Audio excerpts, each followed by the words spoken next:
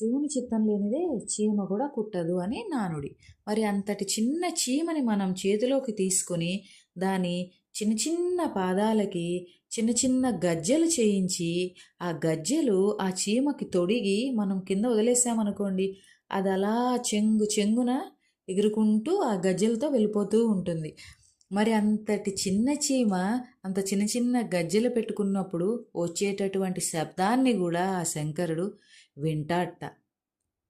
So కాబట్టి ప్రతిరోజు కూడా మన మనసుల్లో ఉన్నటువంటి మన కోరికలు, బాధలు, కష్టాలు కూడా స్వామివారికి మనం వ్యక్తపరచకుండానే తెలిసిపోతాయట. ఈ మనిషికి ఇది కావాలి, ఈ మనిషికి ఇది కావాలి అని చెప్పి ఆ శంకరుడికి అన్నీ తెలిసిపోతాయట. మనం రోజూ కూడా భగవంతుడి దగ్గర వ్యక్తపరచని అవసరం లేదు. స్వామి నా కోరిక ఇది, నా కోరిక ఇది, నా బాధ ఇది అని. స్వామివారికి తెలీదా మనకేమివ్వాలో, మన కోరికలేంటో మనకేమివ్వాలో స్వామివారికి అన్నీ తెలుసు అన్నమాట.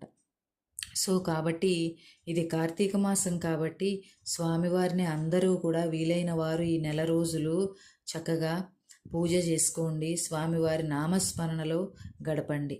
ఓకేనండి, ఉంటాను మరి, బాయ్.